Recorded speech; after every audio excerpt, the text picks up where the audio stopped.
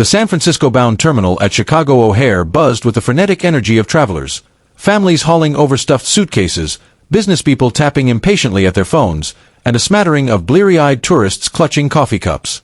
Amid the chaos stood Liam Evans, a lanky 16-year-old with a mop of chestnut curls and eyes that flickered with nervous anticipation. His worn backpack, slung over one shoulder, held his most prized possession, a battered laptop that had been his gateway to a world of code. Today, that laptop was his ticket to the National Youth Tech Summit, a prestigious competition where he'd pitch his AI-driven app to industry giants. Liam clutched a faded photograph in his hand, its edges soft from years of handling. It showed his late grandfather, Arthur Evans, in his military uniform, a proud smile lighting up his face.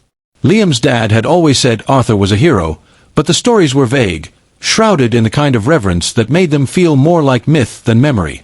"You're carrying his fire, kid," his dad had said at the gate, ruffling Liam's hair. "Make him proud." Liam tucked the photo into his pocket and glanced at the boarding pass in his hand. Flight 737, seat 23A. His first solo flight. His stomach churned, not from fear of flying, but from the weight of expectation.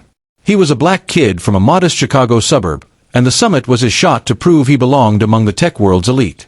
At the gate, a woman in a bright blue airline uniform scanned his pass. "First time flying alone?" she asked, her smile warm. "Yeah," Liam admitted, his voice barely above a whisper. "Is it that obvious?" She chuckled. "Only a little. You've got the wide-eyed look.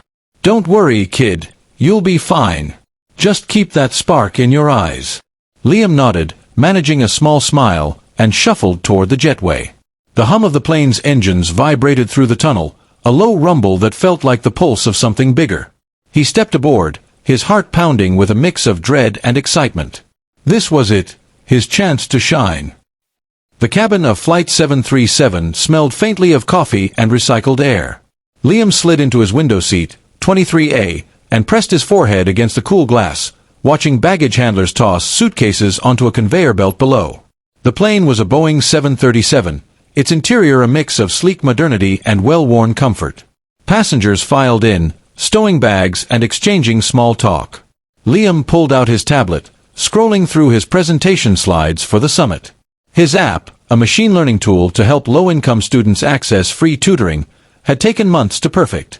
He muttered code snippets under his breath, a nervous habit. "Mind if I take this one?" a voice interrupted. Liam looked up to see a girl about his age, her dark hair tied in a loose braid, a sketchbook tucked under her arm. Her name tag read Maya. "Sure," Liam said, scooting his backpack under the seat. "I'm Liam." "Maya," she replied, sliding into 23B. "You headed to San Fran for something cool?" Yeah. "Tech Summit." "You?" "Art workshop. I'm trying to get my portfolio noticed." She flipped open her sketchbook, revealing a vibrant drawing of a cityscape. "Nervous?" Liam laughed, a little too loudly. "Is it that obvious?" "Only a little," Maya teased, echoing the gate agent's words. "You'll kill it. What's your thing?" "Robots. Apps." "Apps. I built one to help kids get free tutoring. It's kind of a big deal to me." Maya's eyes lit up. "That's dope. You're, like, saving the world one line of code at a time." Liam blushed, ducking his head. "Not quite. Just trying to make a dent." Their conversation was cut short by a sharp voice from a few rows ahead. "This is absurd," a man snapped, his tone slicing through the cabin's hum. Liam craned his neck to see a middle-aged man in a crisp suit, his face pinched with irritation. He was arguing with a flight attendant about his seat assignment. "I paid for premium economy, and now I'm stuck here? With this crowd." The flight attendant, a young woman with a practiced smile, kept her cool. "Sir, we're fully booked, but I can assure you." "Save it," the man cut her off, dropping into his seat with a huff. Liam exchanged a glance with Maya, who rolled her eyes. "Some people," she muttered, "bet he's gonna be a joy for the next 4 hours." Liam nodded, but a knot formed in his stomach. Something about the man's tone felt personal. The plane leveled off at cruising altitude, the seatbelt sign chiming off. Liam tried to focus on his tablet, but the man from earlier, Mr. Thorne, according to the boarding pass he'd flashed, kept drawing his attention. Thorne sat in 19C, his posture rigid, his eyes scanning the cabin with barely concealed disdain. He muttered to the passenger beside him, a nervous-looking older man who nodded politely but seemed eager to disengage. "People these days," Thorne said, loud enough for nearby rows to hear. "No respect for standards. Look at this plane, practically a circus." Liam's grip tightened on his tablet. He wasn't sure if Thorne's words were aimed at anyone specific, but they stung. Maya nudged him. "Ignore him. He's just some grumpy suit who thinks he owns the world." "Yeah," Liam said, but his voice lacked conviction. He glanced at the photo of his grandfather, tucked into his pocket. "Stay focused," he told himself. "You're here for the summit." A flight attendant passed by, offering drinks. Thorne waved her off with a dismissive flick of his hand. "I'll take a whiskey, but none of that cheap stuff you're peddling back here." The attendant, unfazed, nodded. "I'll check what we have, sir." As she walked away, Thorne leaned toward his seatmate. "You'd think they'd screen passengers better. Some of these people don't belong in the air." Liam's stomach twisted. He looked at Maya, who was sketching furiously, her pencil scratching against the paper. "He's talking about me, isn't he?" Liam whispered.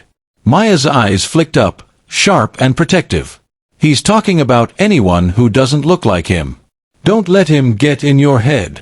But Thorne's voice carried again, this time louder. "Kids these days, thinking they can just waltz into places they don't belong. No discipline, no class." Liam's face burned. He wanted to shrink into his seat, to disappear. But then he thought of his grandfather's photo, of the stories his dad told about Arthur's courage. He took a deep breath and tried to focus on his slides. The cabin lights dimmed slightly, signaling the start of the in-flight service. Liam stared out the window, the clouds below glowing orange in the setting sun. He wanted to lose himself in the view, but Thorne's presence loomed like a storm cloud. The man's comments had shifted from vague complaints to pointed jabs, each one landing like a pinprick. "Excuse me," Thorne called to another flight attendant, a young man with a name tag reading Carlos. "Can you tell that kid back there to keep it down? Some of us are trying to work." Liam froze. He hadn't said a word since his brief chat with Maya. Carlos glanced back, confused. "Sir, I don't hear any noise. Is there a specific issue?" Thorne's lips curled into a sneer. "The issue is people who don't know their place. That one," he jerked his head toward Liam, "keeps fidgeting. It's distracting." Carlos's expression tightened, but he kept his tone professional. "I'll keep an eye out, sir. Let me know if there's anything else." As Carlos moved on, Maya leaned close to Liam. "He's just picking a fight. You're not doing anything wrong." "I know," Liam said, but his voice shook. He felt exposed, like every eye in the cabin was on him. He pulled his hoodie up, trying to shield himself from Thorne's gaze. Across the aisle, a woman in her late 60s watched the exchange with a furrowed brow. Eleanor Vance, her silver hair pulled into a neat bun, had been quietly reading a novel until Thorne's outbursts drew her attention. She adjusted her glasses and leaned forward, her sharp eyes taking in the scene. Eleanor had spent decades as a teacher, facing down bullies of all ages. She recognized Thorne's type immediately, a man who wielded words like weapons to mask his own insecurities. "Some people never grow up," she muttered to herself, her voice barely audible. She glanced at Liam, noting the way he hunched over his tablet, trying to make himself small. Her heart ached. She'd seen that posture before, in students who felt the weight of unfair judgment. Thorne's voice rose again, this time addressing no one in particular. "This is what happens when you let just anyone on a plane. No standards, no respect." Eleanor's grip tightened on her book. She considered intervening but held back, waiting for the right moment. She knew from experience that timing was everything when confronting a bully.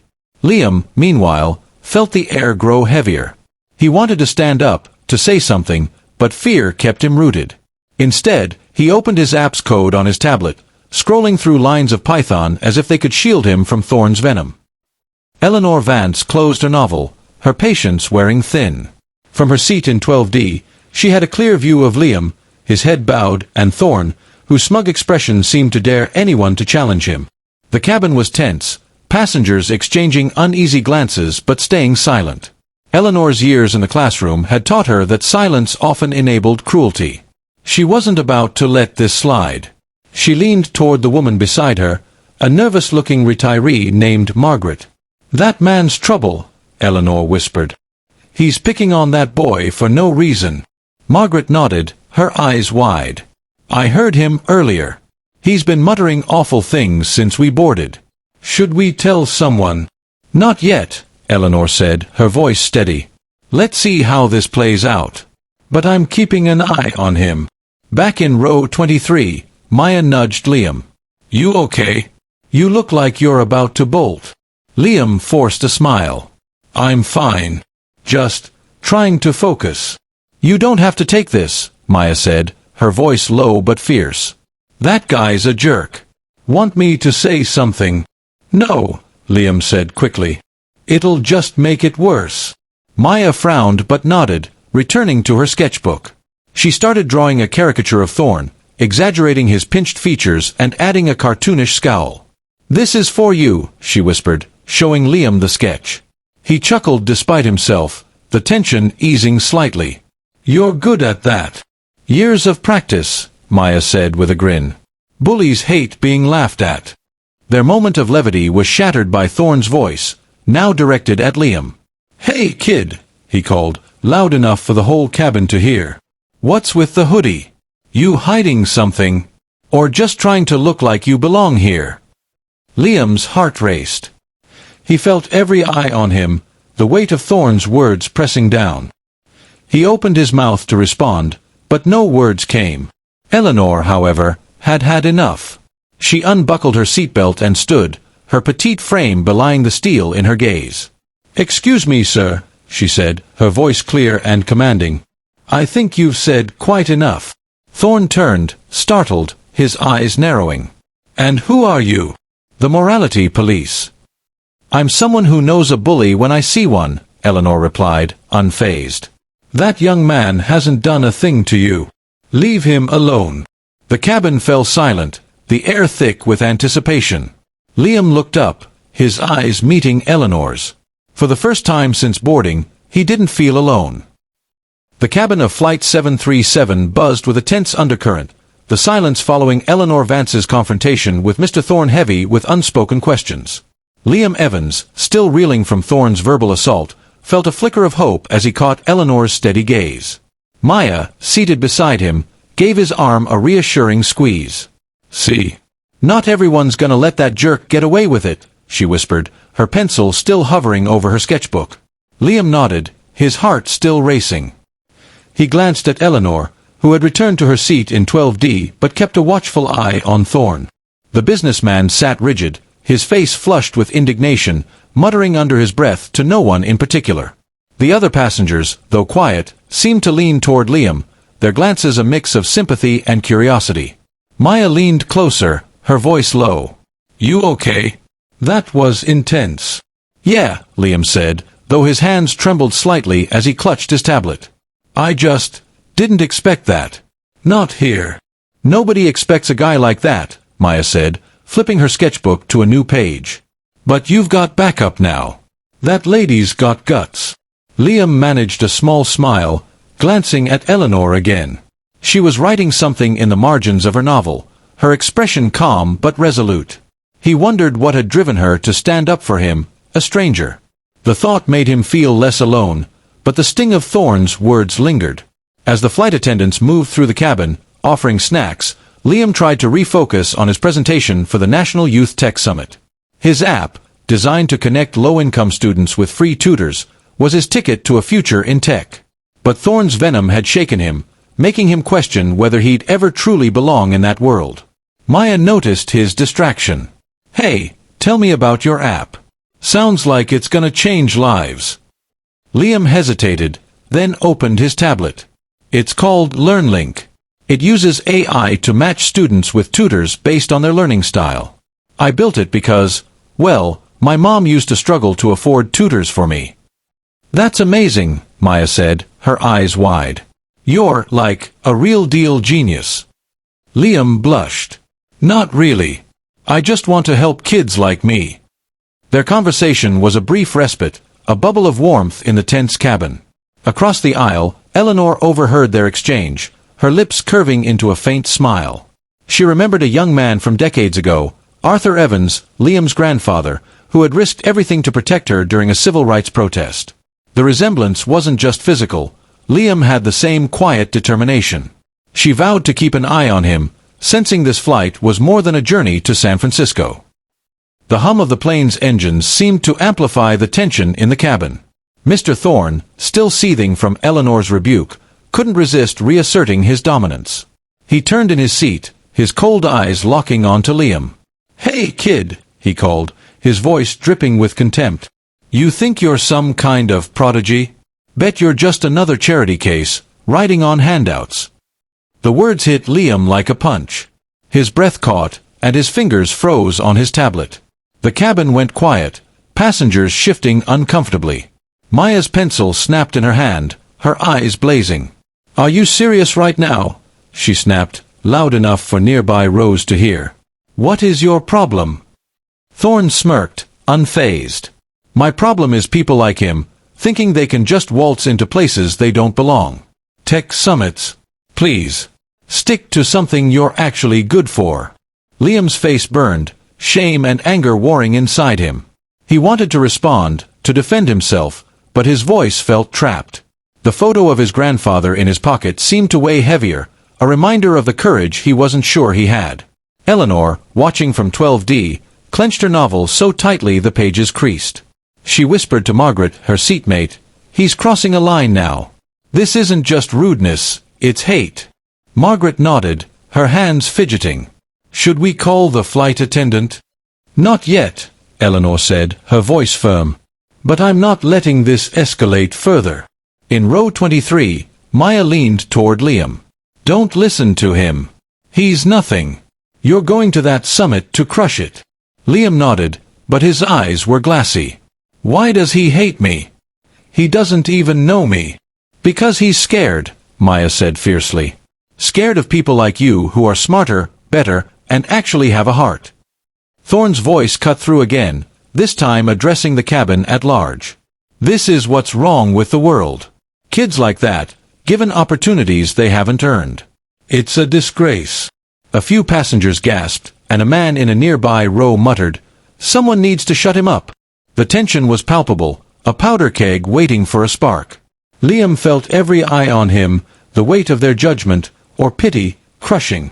He wanted to disappear, to be anywhere but here. The air in the cabin crackled with tension, Thorne's words hanging like a toxic fog. Liam stared at his tablet, his vision blurring, trying to block out the man's venom.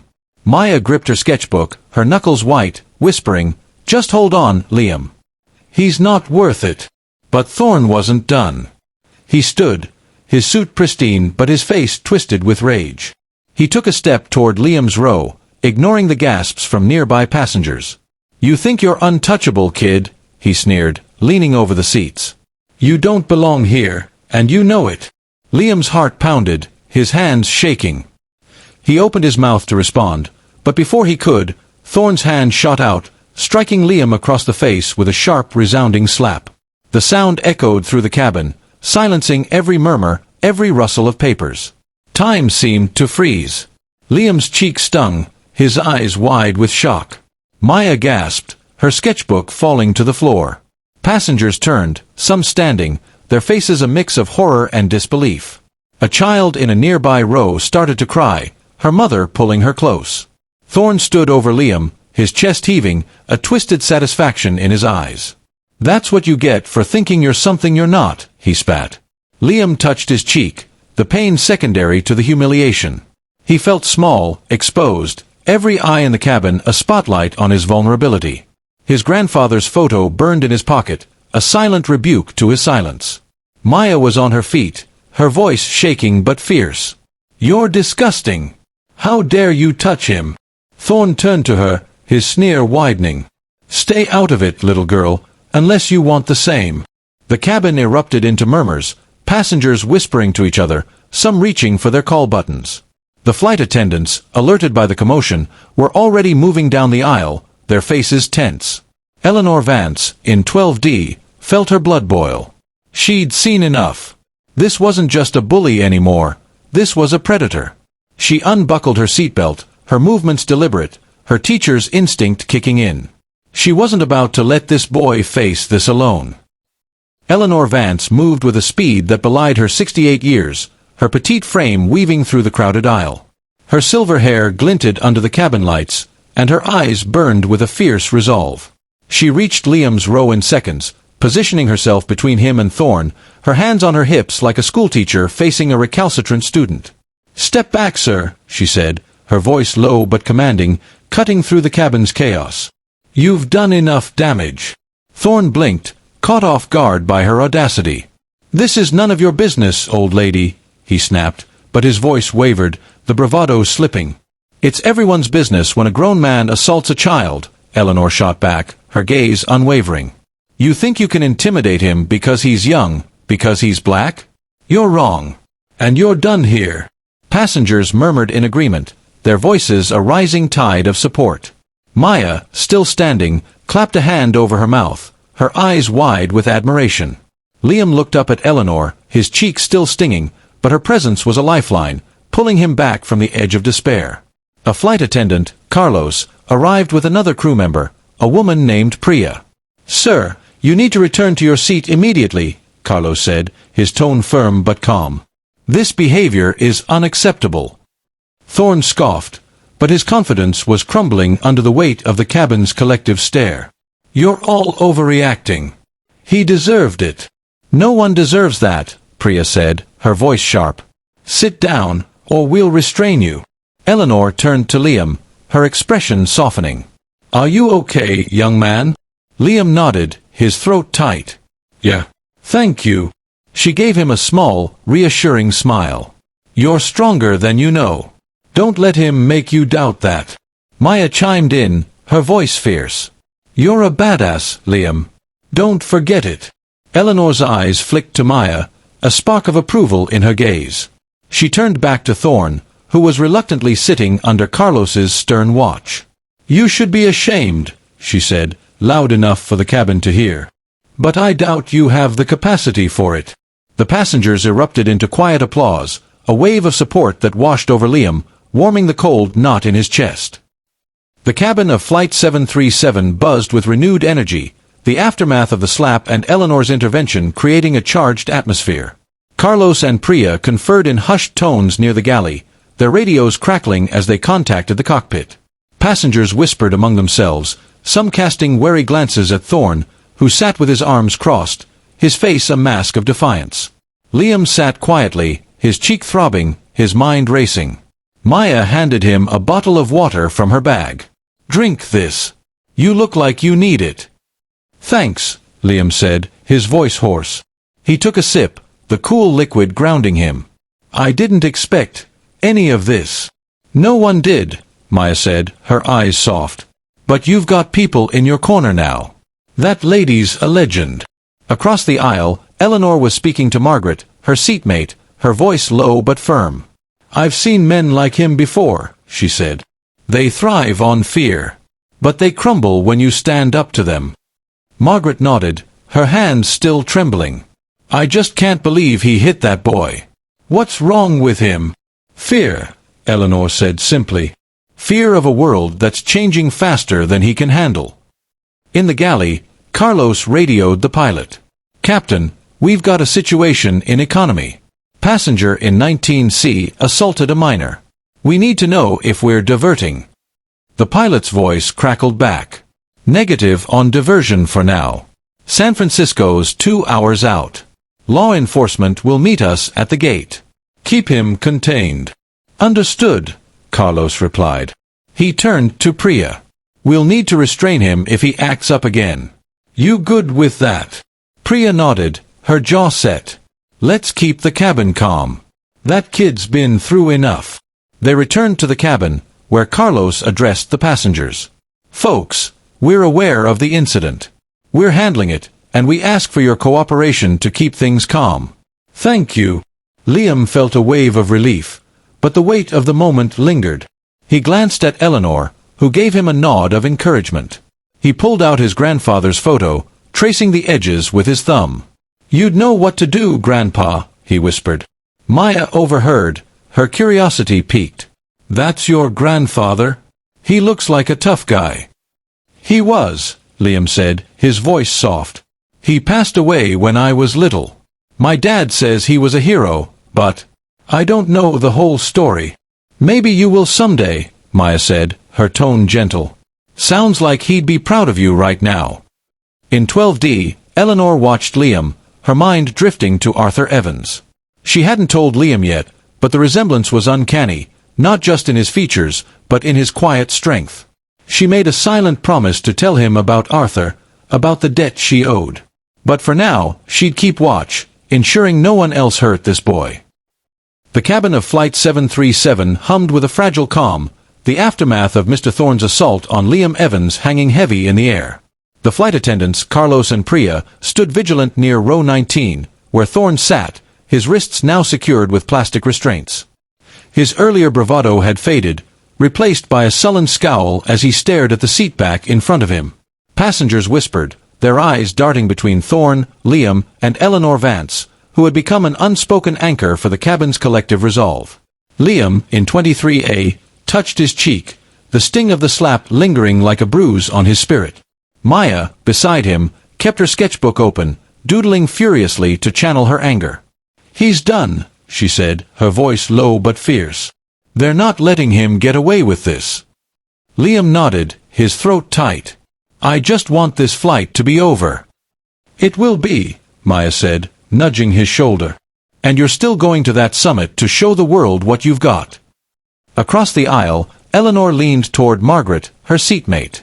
"That boy's stronger than he knows," she murmured, her eyes on Liam. "But he shouldn't have to face this alone." Margaret nodded, clutching her purse. "I can't believe they're not diverting. What if he tries something again?" "They won't let him," Eleanor said, her voice steady. "The crew's got this under control." In the galley, Carlos spoke into his radio, his tone clipped. "Captain, suspect is restrained. Passengers are cooperating, but we're keeping a close eye. Confirming law enforcement at SFO." "Affirmed," the pilot's voice crackled back. "SFPD will be waiting at the gate. ETA 1 hour, 40 minutes. Keep the situation stable." Carlos exchanged a glance with Priya. "This is my first time dealing with something like this," he admitted. "That kid didn't deserve it." "No one does," Priya said, her jaw tight. "Let's make sure Liam's okay. He's shaken." They approached row 23, where Liam sat staring out the window. "Hey, Liam," Priya said gently, kneeling beside him. "We're so sorry this happened. Can we get you anything? Water, a snack?" "I'm okay," Liam said, his voice barely audible. "Thanks for, handling it." "It's our job," Carlos said, offering a reassuring smile. "You just focus on getting to that tech summit. Sounds like you're gonna do big things." Liam managed a faint nod, the crew's kindness a small balm for his raw nerves. He glanced at Eleanor, who gave him an encouraging smile from 12D. Her presence felt like a shield, a reminder that he wasn't alone. Thorne, meanwhile, muttered under his breath, his words inaudible but his resentment palpable. A passenger nearby, a middle-aged man in a baseball cap, leaned over. "You should be ashamed, man. Hitting a kid. Low." Thorne's eyes flashed, but he said nothing, the restraints and the cabin's collective disapproval silencing him. The plane droned on, San Francisco drawing closer, carrying Liam toward both justice and an unexpected destiny. The cabin lights dimmed as Flight 737 cruised through the twilight sky, the tension easing slightly with Thorne restrained. Liam leaned against the window, his reflection a ghostly outline against the darkening clouds. His cheek still ached, but the pain was overshadowed by a deeper wound. Thorne's words had cut into his confidence, making him question his place at the summit. Maya, sensing his mood, closed her sketchbook. "You're quiet. Wanna talk?" Liam shook his head. "Just thinking about what he said. Maybe he's right. Maybe I don't belong." "Are you kidding?" Maya's voice was sharp, her eyes fierce. You built an app that helps kids learn. You're 16, and you're already changing lives. That jerk's just loud because he's got nothing real to say. Liam managed a weak smile. Thanks, Maya. You're kinda good at this pep talk thing. Artist's intuition, she said with a grin, tapping her sketchbook. We see the truth in people. Across the aisle, Eleanor Vance watched the exchange, her heart heavy with memories. She unbuckled her seatbelt and made her way to Liam's row, her step steady despite the plane's slight turbulence. Mind if I join you for a moment? She asked, her voice warm. Liam looked up, surprised. Sure. Eleanor sat in the empty aisle seat, her hands folded in her lap. Liam, I owe you an apology. I should have stepped in sooner. But I want you to know something. She paused, her eyes searching his. Your grandfather, Arthur Evans, saved my life once, many years ago. Liam's breath caught. What? How do you know my grandfather? Eleanor's gaze softened, her voice taking on a reverent tone. It was 1964, during a civil rights protest in Birmingham. I was young, barely 20, marching for equality. Things turned ugly, police, dogs, hoses. I was cornered, terrified. Your grandfather, a soldier on leave, stepped in. He shielded me, took the blows meant for me. He didn't know me, but he acted without hesitation. Liam stared, his mind racing. He never told me. I mean, my dad said he was a hero, but... He was, Eleanor said firmly. And you have his spirit.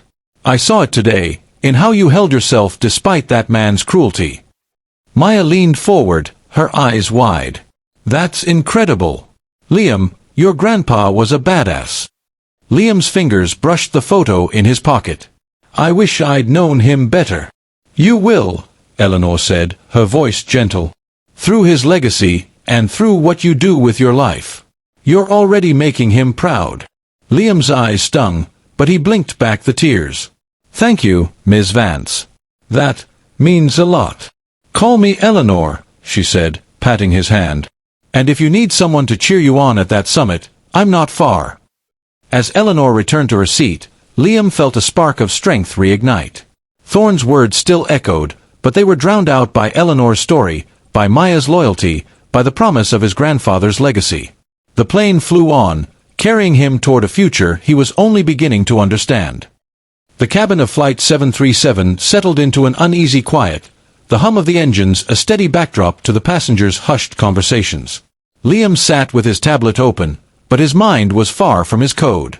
Eleanor's revelation about his grandfather, Arthur Evans, had shifted something inside him.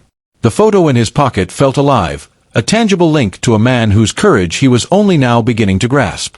Maya, sketching a portrait of Liam now, glanced over. You're thinking about what Eleanor said, aren't you? Yeah, Liam admitted, his voice soft. I always knew my grandpa was special, but saving someone's life? That's huge. It's more than huge, Maya said, her pencil pausing. It's like he's still watching out for you, through her. Kinda cosmic, right? Liam chuckled, the sound easing the knot in his chest. Cosmic. Yeah, maybe. In 12D, Eleanor sat with her novel, but her thoughts were elsewhere.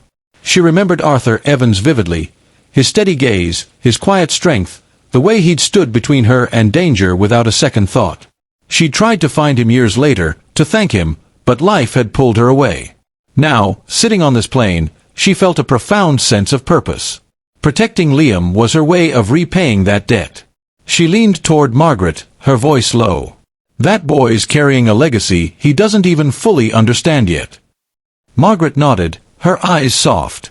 You think he'll be okay? After what happened? He will, Eleanor said, her tone resolute. He's got his grandfather's fire. And he's not alone. Back in row 23, Liam pulled out the photo of Arthur, studying it closely. The man in the military uniform seemed to look back at him, his smile both proud and challenging. What would you do, Grandpa? Liam whispered. Maya overheard, her expression softening. You know what he'd do. He'd tell you to keep going, to show the world what you're made of. Liam nodded, his resolve hardening. Yeah, I'm not letting that guy, Thorn, win. Good, Maya said, resuming her sketch. Because you're gonna blow that summit away. I can feel it. A flight attendant, Priya, passed by, checking on passengers. She paused at Liam's row. You holding up okay, Liam? Yeah, he said, his voice steadier now. Thanks for everything. Priya smiled. We've got your back. Just focus on that summit. You're almost there. As she moved on, Liam felt a surge of determination. Thorn's attack had shaken him, but Eleanor's story had anchored him. He opened his tablet, diving back into his presentation, the code a lifeline to his dreams. The plane was descending now, San Francisco's lights visible in the distance, a beacon of possibility. The descent into San Francisco brought a shift in the cabin's energy, anticipation mingling with the lingering tension from Thorn's outburst. Liam stared out the window, the city's glow a reminder of the summit awaiting him. But his thoughts kept circling back to Eleanor's story about his grandfather. The details were sparse, yet they resonated with a cryptic tale his dad had once shared, a story of Arthur saving someone during a bad time, a story cut short by his dad's tears. Maya, finishing her sketch of Liam, nudged him. You're doing that thing again, staring into space like you're solving the meaning of life. Liam laughed, the sound lighter now. Just thinking about my grandpa. My dad told me once he did something brave, but he never gave details. Said it was too hard to talk about. Maybe Eleanor knows more, Maya said, glancing toward 12D. You should ask her. Liam hesitated, then nodded. He stood, his legs shaky from the emotional roller coaster, and made his way to Eleanor's row. Ms. Vance, Eleanor, can I ask you something? Of course, Eleanor said, closing her novel. Sit for a moment. She gestured to the empty seat beside her. Liam sat, clutching his grandfather's photo. You said my grandpa saved you. Was that the only time you met him? Eleanor's eyes softened, a wistful smile crossing her face. Yes, but it wasn't just a moment. Arthur was extraordinary.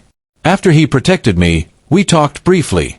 He was humble, said he was just doing what was right. I never forgot his name, or his face. She paused, her voice thickening. I tried to find him years later, to thank him properly, but life got in the way. Seeing you, it's like he's here again. Liam swallowed hard, the photo trembling in his hand. My dad said he did something brave during the civil rights days, but he never told me the whole story. Said it was too painful. Eleanor nodded, understanding. Those were dark times. Your grandfather didn't just save me, he stood up to hate, to violence, when most people would have looked away. That's the kind of man he was. Liam's eyes stung. I wish I'd known him better. He died when I was 6. You know him through your strength, Eleanor said, her voice firm. What you're doing, going to that summit, building something to help others, that's his legacy in you. Maya, watching from her seat, called over, told you, Liam. You're a chip off the old block. Liam smiled, the weight of Thorn's attack lifting slightly. Thanks, Eleanor. For telling me. For everything. As he returned to his seat, the plane's wheels touched down, the jolt grounding him in the moment. San Francisco awaited, and with it, a chance to honor his grandfather's legacy. The plane taxied to the gate, the cabin alive with the rustle of passengers gathering their belongings. Liam felt a mix of relief and anticipation, the summit now just hours away. But Eleanor's story about his grandfather had ignited something deeper, a sense of purpose that went beyond code and competition. He tucked Arthur's photo into his pocket, its weight a steadying force. Eleanor approached his row, holding a small, folded piece of paper. Liam, I want you to have this, she said, her voice soft but deliberate. She handed him a faded newspaper clipping, its edges yellowed with age. The headline read, Local Soldier Saves Protester in Birmingham Clash. Liam's breath caught as he scanned the article. It described a young black soldier, Arthur Evans, shielding a white college student, Eleanor, during a violent civil rights protest in 1964. The grainy photo showed his grandfather, his face resolute, standing protectively in front of a young woman. This is you? Liam asked, his voice barely a whisper. Eleanor nodded. I kept it all these years. It's proof of who he was, and who you come from." Maya leaned over, her eyes wide. "Whoa, that's like something out of a movie. Your grandpa was a hero, Liam." Liam's fingers traced the clipping, his heart swelling. "I didn't know. I mean, I knew he was brave, but this—" "It's yours now," Eleanor said. "A reminder that you carry his courage. Whatever happens at that summit, you're already extraordinary." The cabin door opened, and passengers began to disembark. Carlos and Priya escorted Thorne, still restrained, toward the exit, where San Francisco police officers waited. Passengers clapped as Thorne was led away, a small victory that buoyed Liam's spirits. Maya grabbed her sketchbook, slinging her bag over her shoulder. "You're gonna kill it at the summit, Liam. And if you need a hype squad, I'm not far." Liam grinned, the first genuine smile since boarding. "Deal.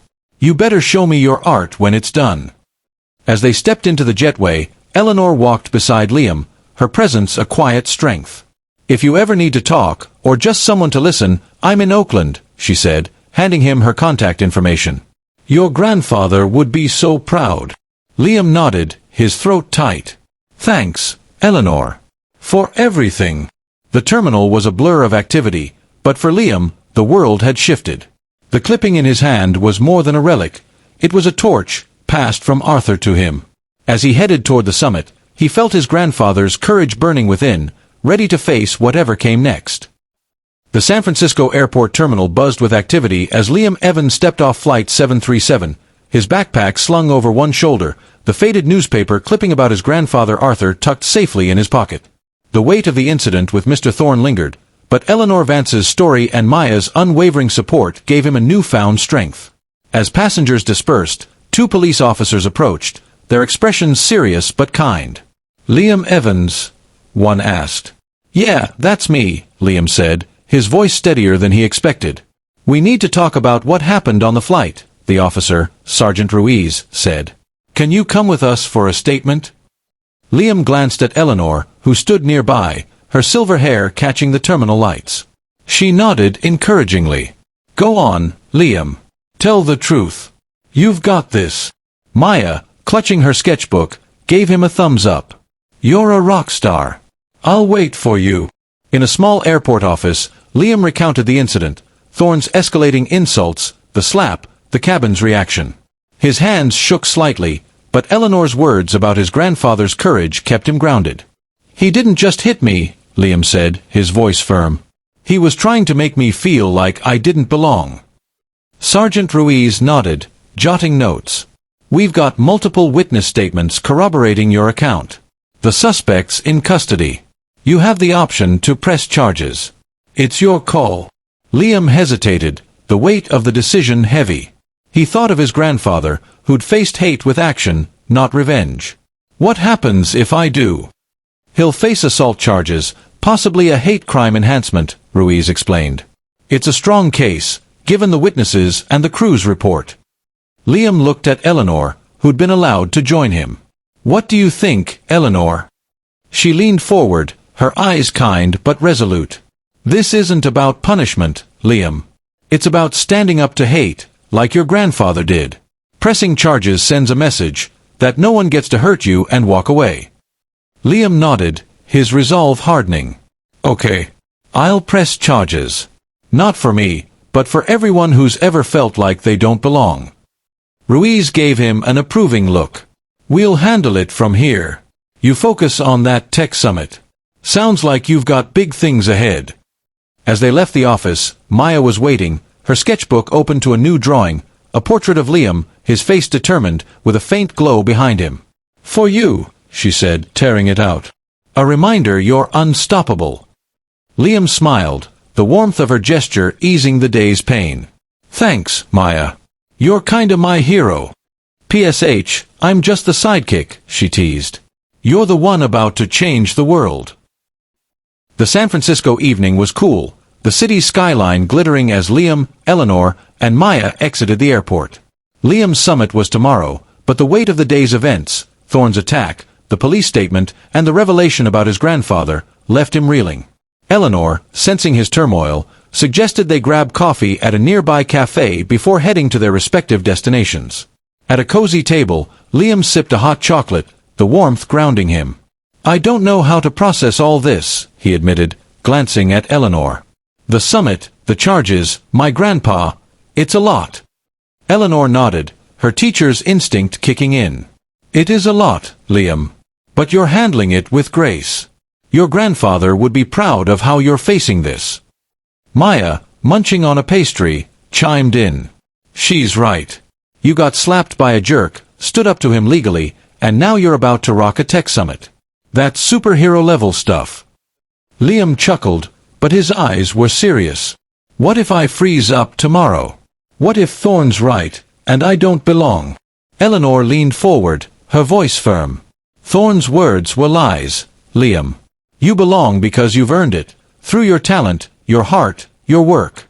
The summit isn't just about your app, it's about showing the world who you are." Liam fingered the newspaper clipping, its words about Arthur's heroism a lifeline. "How do I do that? After today, I feel exposed." Eleanor's eyes softened. "You tell your story. Not just the code, but why you built LearnLink. Share what drives you, your grandfather's legacy, your mom's struggles, your vision for kids who need help. That's your power." Maya nodded, sketching in her notebook. "She's right. People connect to stories. Make them see you, not just your app." Liam took a deep breath, the advice sinking in. "Okay, I'll try. But what about the charges? What if it gets messy?" Eleanor reached across the table, squeezing his hand. "It might. Legal processes are rarely clean. But you have support. Me, your family, even Maya here. And the truth is on your side. Focus on the summit for now. Let the law handle Thorne." Liam nodded, a spark of determination igniting.